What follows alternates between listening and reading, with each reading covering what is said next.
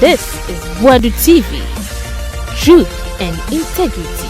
Boadu TV sunye ya mama nyina kwaba mfambra so na first time no ya bese no ma subscribe na wa like video no na fi woja comment at comment section mo dia mai ubia na wa share enso dia ko all social media platform na de tie say Sampson Ahi ene Captain Smart edi nhyiamu ewo nua TV so na oma kansen bebre Council of State abatwa ekoso asantemanti mayanto kwa ma abatwo no yenhu bebie kowie yenhu bebie kowie se na nan kansa bodu na ewini we se me na me wini na tokwa gidi papa is a chofo ni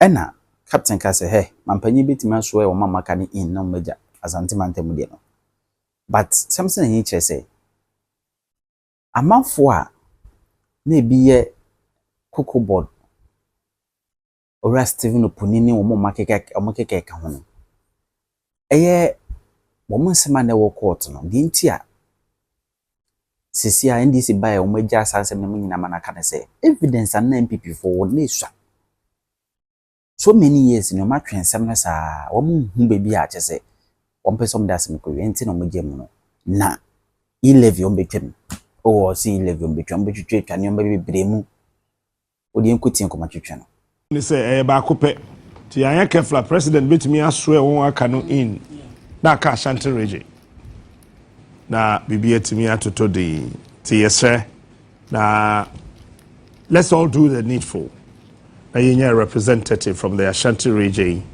na Umbra Council of State in so the bia politics is not about the distribution of money. Cash. As a yaka ho. Nti so bi koto ba na JB mano 10,000. Na tago mano 12,000. Eso koto ma tago because JB dey na 10,000. Meanwhile waji 25,000. But the card 10 waji 12. You pan the say waji 25,000. So because so 12,000 or the money we man 10. As if say o kabo mo enye ye kabo mo 25,000. Na 22,000. See, yenti ye ho asese. Maybe a year cost say no. Some of these things, I'm not sure say you here. I mean, enra we share greater crowd there na say na car si wona ye $10. You know, at a certain point I was asking myself some few questions. We got there and my eyes were all round looking at something. I was like, really? And other places. Say next month this is for ebebubu mudi. We dey hear the assembly members never feel one say akoye. To say this in betna ho. Na some assembly members to say Kumasi and crying. Your bomb mayors in Yenudin. That's assembly members in year 50. That's will be 10,000. Sasi can okofan him. That's 500,000 Ghana cedis. And 500,000 Ghana cedis. A bet me school dine bio. Abo school dine so. But you are taking that money. Yeni baba ya hoso no na echira na yeka. But unfortunately, ya chikura so a nkosifi. Set kwe ewa father in all white and afe the honorable MP was a former minister pay and the honorable Sampson Ahi. Is it say? I'm say egu niema so ayetoto. I'm say I'm trying my last set of deputy ministers na bana afi ya compose committee nti on the parliament so the adumani nyina agina committees no so okay nti afi na me sure say by this week or early next week no committee no be in place na say I start aduma na say asem mo 8 ne 9 for yi ntokonkon na moko mo yi bagman mo we papers mo bubu parliament ye vetting keke and also mo bu tables. I mean Adey. It was unfortunate, but I would say Parliament now you were so many ways. Maybe because now one TSA or first now or register with displeasure.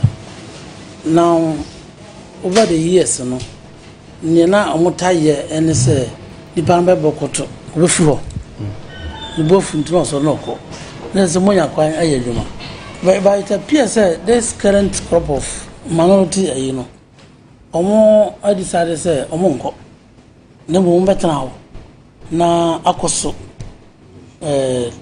problems say ne be ya adwuma ntimi enkoso what I say enti eno na ema no ekoso nti wo hwa abi before no at that time no na omo dismantle tables no and then this phones no na mo ayeden make sure say tables na ya dismantle e be kan abohoma adwuma na akoso. But it's unfortunate, but I think say ni na mun so no se nanka your committees na you ready nanka you say refer moma privileges committee what I say na omo na wo to me a prescribed sanctions say obi o your MP that doesn't mean say oh you are immune from say oh your bonia yem punish o your bonia sa committee no e wo ho e kwan say be prescribed sanction other say cry say be reprimand other say you be suspend other say cry be you free parliament anti some folks say you be stress you no munya botre I know say omo number no they are not comfortable there omo number no the only thing is one person omo yemo mu say even though musa but omo ye ba we sound so be say no be go animas anyway mama fa won shasie free Council of State to kwano so Captain, I think say nearly kind of mama more of us ewo adwumadenya why over the years through the last 2 years adwuma why and I was happy when you said say you don't need NDC, you don't need MPP. So we are media manner. That is how I was say adwuma no we did sabe we funachi na say ko say oh NDC in NDC ye boniu oye papa o de nu say waye papa MPP ye bonia o nu say waye papa na oye adanam say obi baby e touch ma obeka no. And I was happy when you mentioned that, and I know say Ghana for be ni musa because yaba power obi so captain say as I munhwe you na kwano de kwano de huhuro ni awo nti enhwe ni ye nti yetoto ye nyema ye na onyanwa onfancho and I think say that ayina waje no dina waje no eboa ema woye wadwuma ni now Council of State elections no you know say you Council of State as non-partisan institution yetu omompanyini efo na amra no ehye se omompanyini no ewo tumi appoint ebinom na amra no so se yenya regional rep ewo Council of State no so enti ya makwan se every region bia no for more assembly members na ya to yi omo no omo district bia oho bia no ye nipa mienu amomo form electoral college eto aba ewo sa region mu eyi nipa ba ko what's enough say ya de ya eto ye regional chairman Bigadu na a contest ye nipa 2 a contest against him but as at any die beto aba no mu mienu na awodro amano enti ya wo 9 districts enti 2 no say wo 18 delegates on ba beto aba no ana wo dey no 100% asundwe na eba miamia bebiri so omoto no asundwe mu that's right but wo hwe ne course wo chantere de na asefem enti sene na wo call on them say yemasundwe emra na yenya kwan enyi Ashanti regional rep no yenso e no betu mu bi say yenhwe se ne be ya yanimani because you are right sabe Council of State members no president yi ni de be ka 15 ho a ontimi kan say wo twen I say ekoto abana aka one police station wanya 1000 menya 400 one police station aka na 200 there is so many na kura ma and so enti no once 15 no I ready no omampani ebobo ne de ne ka ho a obet me aso mo in na ka won ko ha amon for mo quorum more than quorum ama adwuma bi aso mo ye bi obet me aye enti Ashanti region so key our Ghana had development nti ebesere say and going forward I don't know parliament won't mean say sasa amra ne ma say e koto abako yi council of state obi a okotu o mampani funu tuesika say ato na so aba me ntiase yet me my president nya appointment say ya fe ne ye koto aba because ye tua bribe and say ya to aba ma council of state yeah obi a wetua bribe okotufo because that institution is supposed to be a dignified institution because there's no kotu omampanyino fo a say enye nkwara asemo aya say kotu otufo efu na yaseji yeto so aba but NDC council of elders moto omo so aba MPP council of elders yeto so aba a president ye metumi no appoint say nipa 20 enti na omampanyini a constitute constitutional review committee fantastic a good proposal to omo sure now mo consider because yemfa institutions na institutions no nominating nipa etinka ebia National House of Chiefs former IGP former CDS former foreign affairs ministers former leaders asorin penifo bi ni ade let them sit and advise the president the council of state me say anura car package dollars anya I mean, and come on. And to say, and you say a position. What I say, a position more than say a dignified institution. I'll go to a painful. And see, first night, you know, what is a council of members or deep 70 years ago? And that I met to say, Takorade or more rep, no, 33 years. And I think 33 years I voted also new 40 years mpo. What you say? And you know Yankasa akwadanti mi ntu no, that's not yes I pa kire but honestly speaking means me nkan kire JB say JB etumi fo e wa brabom say de sikasi ne kwaku bi chemi tumi fo say de bobram sim pe JB de that's the point. Nti yanhwena say subscribe ba azana na kai and wa bi na Mahama ka kire ba me no the president na I mean, it's something. I mean, to be. It doesn't add up actually. Doesn't add up. Say to make a new kakra. Council of State. Well, okay, Bibi. I think, sir, Nipa okwa to president for. Na oba betia bribe. Sa Nipa ni interest pa den. That's right. A dear futu pa na opese di Burma president. I want to be farm man. And unti was so ko tiesika. And so, you know. But you know, with the young people, no, my joining, no, me young, so obviously I will align because if I don't move to president, no, for you know, around young people, like on say, paying for no or now, Kalano, so no, if I say president, say, oh, yeah, we my youth now, and also a yadipa into the sun, I mean, that's right. Say yes, sir, you know, we'll have some young men in there, but aside that, the monies that played out and not dear. Just it was way overboard. Into not just any panel interest. It was a sad nipa no ye because you could even lead the president into a ditch.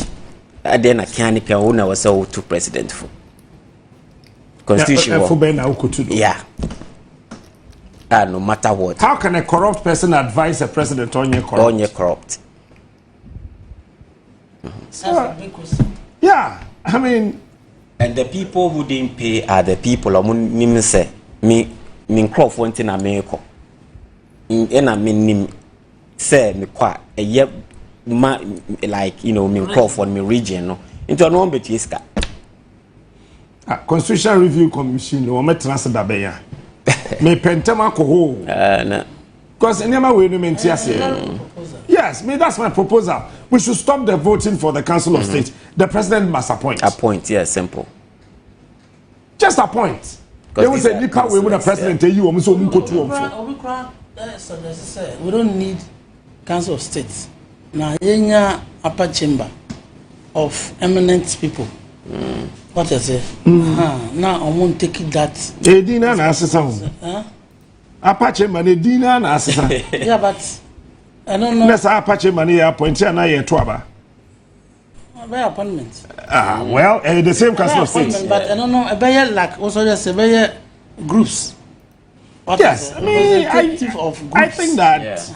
Until no, we are saying no market for when you're more Queen Mother, be a no hobby. Fantastic. A sophomore group, not hobby. I have for. Now we will hobby. I teach a group, no be a hobby. Medical for until yes, I know be a not to say at any point in time, be a no.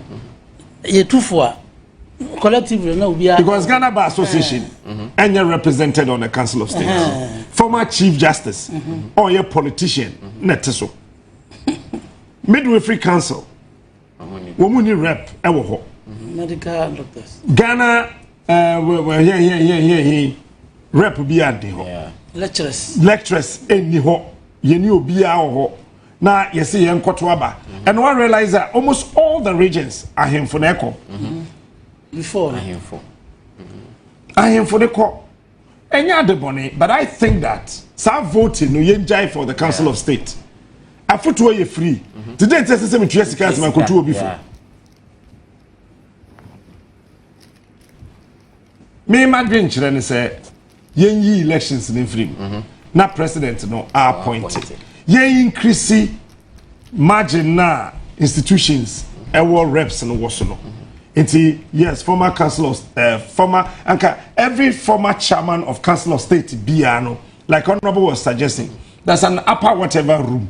Womuni now former chairman for now who heads of various top-notch institutions like the security institutions, and you know, womuni now want to advise the president. As someone could down or more dream one, a babu until to say mood. Yeah. But Ashanti region Kasi ho Chiska, Greater Accra Kasi ho Chiska, Eastern region Kasi ho Chiska, Central region Kasi ho Chiska, Western region Kasi ho Chiska. Nani pa Chiska and Sayeto no swaba, no bedru president wanyane ka no beti. No. Now, Captain, Shesenia who passion for this country. My main fa one kasa nye example. Onimo say country no ninkoswo ene nyama pa ubetumi di aboa eno nti na ebia obekwa akogina say opese oye council na ya catch us so betuesi cancer like your personality ubetuesi asika no me eno ni abanto mame aha mimi ntia nti sikatia ne de was eno na waka no it should be by appointment or say appointed or say president appointed Honorable BB Koso Nancy, I think last week, the last 2 weeks next started here. Attorney General see what discontinues cases be. Yeah. Back on year, Dr. Puni, Cocoa Board. The Tosubium a year. But I say, Mr. Siama. Bank of Ghana, former deputy governor, no, and I say Democracy Hub. Yeah, koye demonstration against Galamsey na Akufo-Addo Machi. President Mahama say, Attorney General so interested. So we okoye Galamsey demonstration mum ya cheno. Ni eja wuntu me. Enti umunja ne yina yenko. Enko foso wo monte ase. Say Attorney General say, yeah, koye demonstration na eche in the case no. Manning continue be and you put any others but no more parliament. I am say you war emra and a dibugan. Yeah, Attorney General yeah no. Mr. say a woman say in a woman. But people are raising the moral aspect of it. Now then Asiamadi Captain say if you want to know if you want to know a day Asiama court information to say on man as a state no a war 10 witnesses edu for 8 years and that you be for more nipa 2 I testify we if you want nipa 2 enti o nanado MPP for abana so what as me no crop for back so on the dance no third third one no brother was omo hu no also want me near dance and ankasa kra enti omo court kra no omo akoso awakọ seeking for ayi for senator say yenim tam kra be for case ni bi enti se mfie wotwe afena nipa mienu abedi adanse de ya na so omo se yem trust no say the next 8 years 4 another 8 years biom ansa na 6 enti ehia be 32 years ansa ye na enti oman are we ready for sa adewe ni na mo so ye ka o ni na no oman no eboka na wo mo wo chi nipa na wo to say wo so wadi bone no mfie wo 20 mi am prosecute no mfie wo twe emre ko a afanyo tumu court supreme court ne ene na ya fra asem no na ya bu asem no captain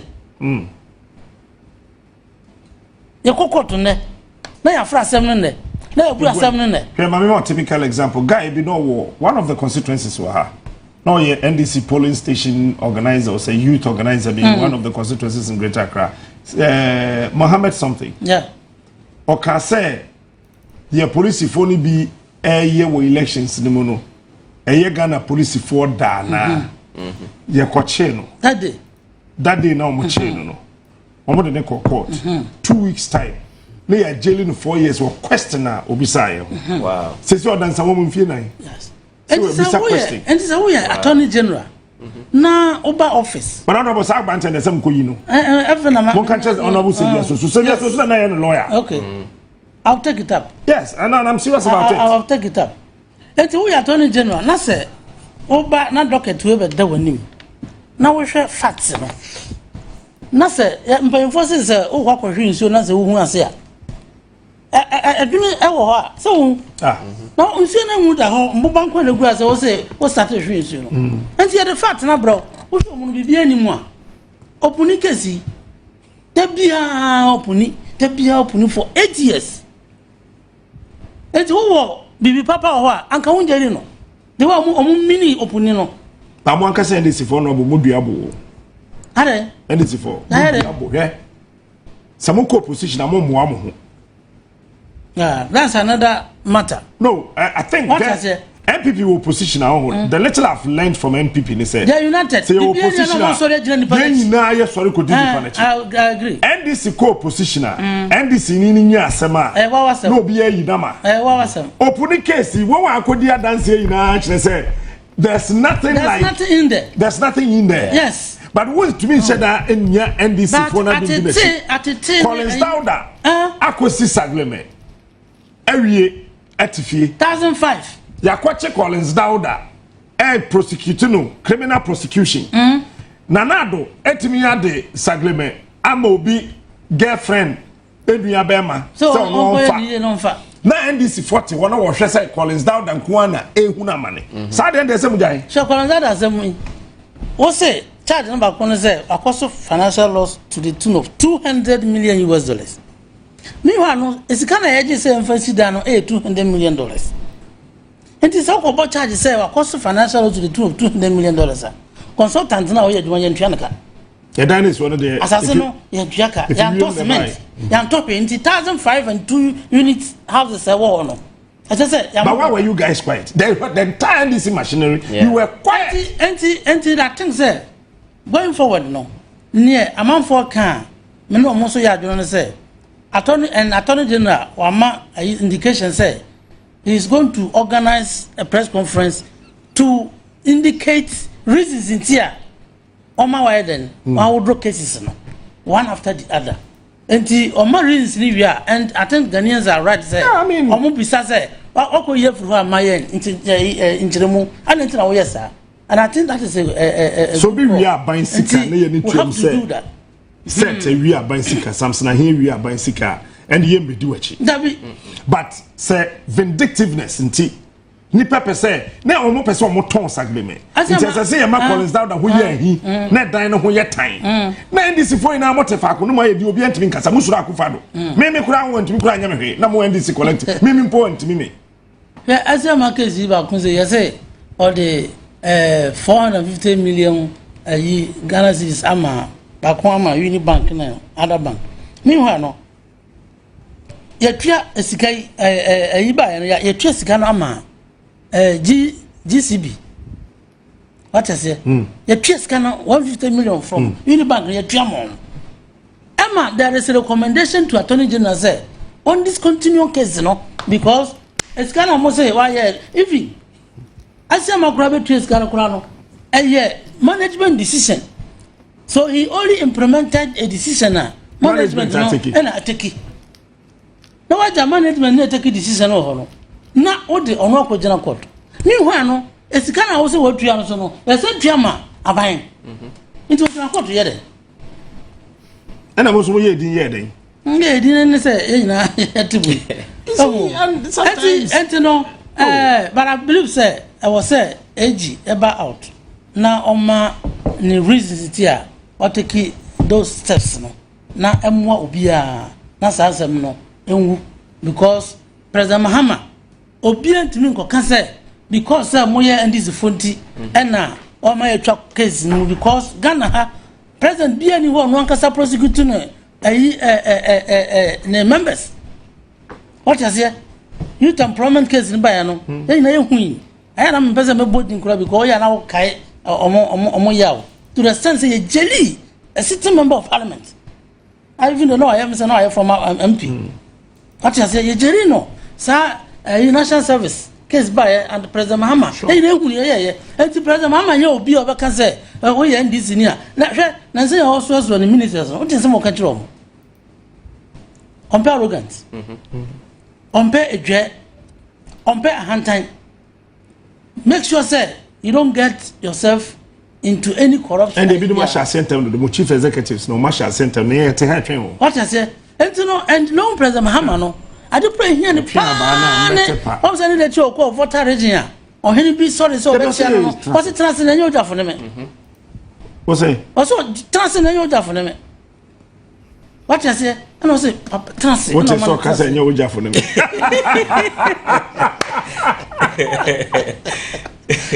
Oh, it's also transcend, Nana.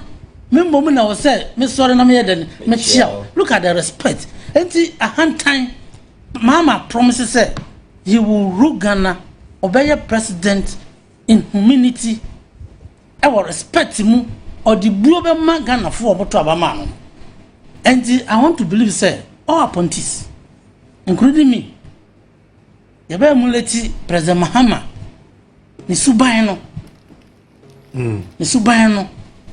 Na wanya dia akwabi na tunu mi say wala ujejereje what you say enti no me fi say Ghana for kasa say Argentina Attorney General awodro cases no na mo call on Attorney General say ne omma cogent reasons ti ama why say no it's in the right direction but no puni case no mbedi asat na me wo fi ana me kan me so asaf ma for krom pe no puni nkoje so why boni mpo a just na case bia ko ni ho yeah we can say kro na unim investigation e koso no omo sa letover yi na omo say anko through processes ama ya nya approval from sa agronomist for no hono ma ya yi na ante kokot omo am be follow to the same ayinbi adroni bi in large quantities yes so we so from ponko de ko bokina omo ya westerns there be a from ponko for fertilizer so ko bokina omo ko to ndade bi yese ye de do koko ayi de twetwe koko ayi a na ye de ba ko so awa etin koko ba ginti akwafo na nto ni na go what is more than causing financial loss than adewe ntumbe o moden investigation ni go so en tebe ba say no mdwan na mempe no honorable offense enum dano former deputy minister of local government and rural development under J for ma twen rade anim offense nkrabi e father te me an interview no Fox FM odwan num sa ba chi NDC ni na gu edi 2 years am friend no so ya ye 5 ho adwuma but MPP co opposition me bisa no so o na aka 2 ba 2 ni ye hwe na hwinim dede we ni ye mpeu yo mo ba chi nipa na to mo de mo nkan kire ye wan so ogina court because mo ba kana mo anya ye nim sika ayire krom ha wo enti wo de ye nya botre sa aban na mu afa na ye hye aban no what you say afa na ye hye aban no em say mo de tam aba say mo panini after November Parliament on the truth and the state of the nation this month. And then next month, some finance minister had in the rare policies and the programs in the form of budget. In the manner of setting up. And she will be Emma Abano. Okay. And you say, and she be a Ghana for who say, yes, we really mean business. I have Basse, there was some Ghana. I Basse mandate now. I want your Mayano. You have to turn from e-levy mbetwam aka finance minister can mbetwam but yen see because e budget no mu na budget no mbetwam e-levy dey not say entimi nya sika nsa ne bi man e-levy ne covid levy no mu nyina ebetwam afro e-levy covid levy and betting tax mbetwam yes budget no mu mbetwam unsie emission tax ne be yefro say for chikusie kura etua tax mbe ye free okay when you free on me e be use tax na afro tax bi a ka say nuisance a ka she boss e be ye free amagana for won ha omo no e be ye free set say who niam say wo ye bebu no te say me a who Ghana sense say I mean captain atmosphere ne dia asesa atmosphere na asesa mami use me a me ho as an example. 6 years ago, now I had 2 licenses, oil licenses. Okay. Two. And yes, now my baby Bonnie, and you can imagine how much you invest to have an oil license. Yeah, OTC license and as a export. And now I buy a trip on the CEO. Or what to say? One more kita OTC ni export no. Or more be fat. Yemfa say diesel and petrol so mo de ko bia Burkina na say e bia Malia no mo atwam omo atom na bisa omo say yemfa say 15 companies na wo OTC obeje this into 15 companies ni nyina na omo yes abone no na omo antwemu directly omo say yen upgrade emba BDC now as a OTC export license you're paying like $45,000 to $48,000 as to do what to upgrade no to upgrade ni yes $700,000. What's that? Yes.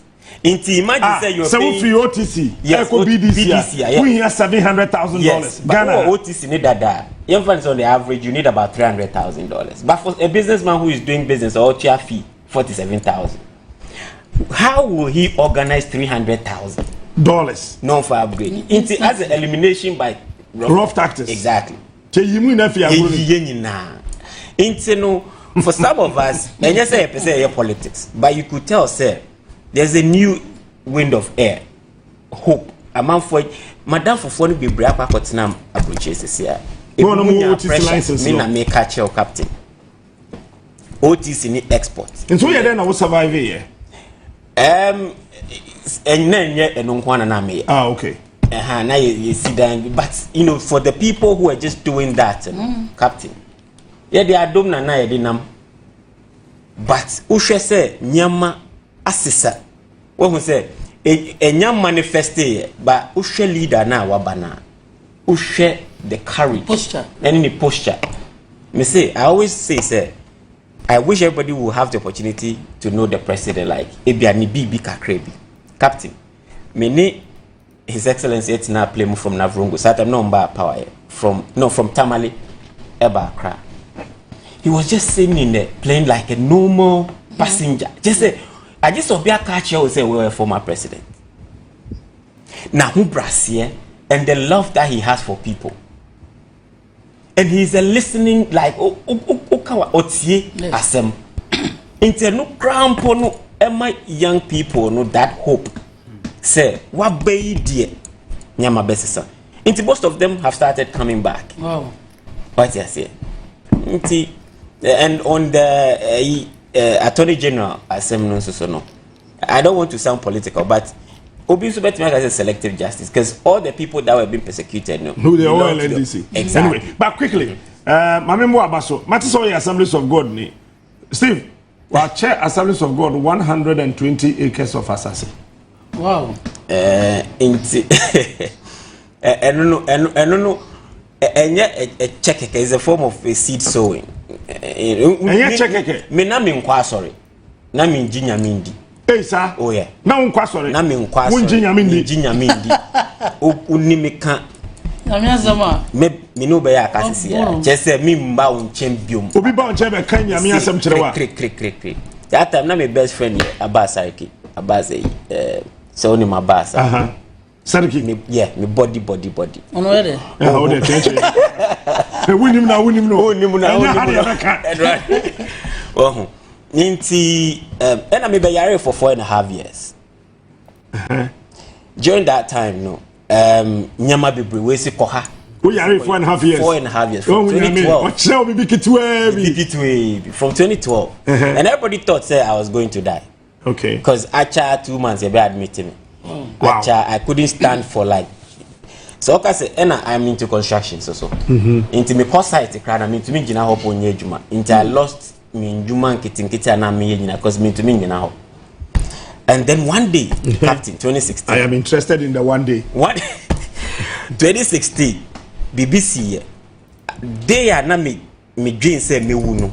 That part it was a 3rd February 2016. I'll never forget that day. Wow. 3rd February. 3rd February 2016. Na masha evangelist bia oh yeah sorry but me kwa sorry dan me park me car na me tie ne ekoso but say me di me na be remu de oboa me nkoda ani ma ye dwuma o de be me nko na nyame twetwe wona na hu me nko na me hu say bia sofo bia bom paya ye di nsa to bi so na and I said well e bia woni ba langat won omo won suo bi say bia bush na scatter ye be show na wa intina me ka say no bi inti me hu say sofo no edi inside tutor say na sofo nso ade sofo langada na because na me who said na unkonkro ye it's me be fear but there was something in me I'm like my tribe baby aka say was say me kwa sorry ade na me nkwa na sofo no chair me bible sofo no or evangelist okay or chair me bible or share me no say on bomb pie ma me na or share me ase me sofo ase fawase enti mi pe fie no mi da ho mi ntumi hu mi papa like medication na me e rubber bag no say mi pie na me refill medication say me drive it back it doesn't matter where me do. And then one day what you said you're interested in no mi da ho san na me say we na de eno ano no me kwa ano no ena ase yes ena bibia say mi nim say yemframa minim se den ba ase obi aba me den mo ho ena ade ne tape me ba o tape me no ase ni ade na ka che me say fa bible no well me I wasn't because I didn't know what was going on into no I just reached the bible ena ade se me na me bie you say ena bible ni bie e bie na ko bie the book of Psalms chapter 30 but my eye was fixed on the verse 2 minim Psalm me nim said chapters what me nim share about Bible into me be na the book of Psalm chapter 30 verse 2 and I say I've heard your cry and I've healed you. I've heard your cry and I've healed you. That is what is in verse 2 and no since 3rd February 2016 I've never been sick so me there no and I'm always in white which stands for because me who be the amount of medication I'm also medication be no na me kidney and say me say me say, Captain, I was on high blood pressure, cholesterol, BP. I am telling you, me catch your me age and it was as though like reversing me age. And this is an encounter that I had with Christ. Because me used to not me this, so he had to reveal himself. And I'll preach him so I mean fact. Me giddy like you know. Oh, that's say you know, that was what informed into certain I'm catching and me say me person me di me hu nyina so I sold houses, sold cars like you know me person me bibia amount for be hu no say you mean and yesu na preach was so dem I be ayedi nyama tutu na yesu no wo ho na a way of life okay and na oyodo into say me do wa me be kan say ma me thousands am bomb pie amount. Okay. Me be show and come be ma wa ye ho. Yeah, I am share, you know. Until I bought that land with the mind saying can see prayer sanctuary. Na me dey nyame no be anko for free and bomb pie. Now just last year and I had a revelation. So me fa na me bomb pie bia na Reverend Wingham anima ba na minnimu no Ubompa be who Reverend Winger. yes ba na minnimu no inte no Mr. Ati say me bisa so when papa we and I must Assemblies of God general superintendent na there luckily na solo ya madam for the dada you know and junior brother and I'm friend no see go ha no the phone man na me so papa person me a donation ma so we Assemblies of God there me kwa so Assemblies of God afi na ma shasi afi na because of mama me say Kingdom Golden something you know she said there was say me call you know you know say media assassin for 6 months captain papa ni see on Gina ebiana my dream mu sheda anye because who be on Gina da achieve basaba say be ba beji basase it me were US end of February around August so me say Oma and I know omu nim twi about me like my connection with so when you member obi asu nim obi adan na wo so ya asema mama asase and na almost you pese na president beba hobi na they want to honor me internal or say me ba and I me ba na o di ama omo story we beto aso na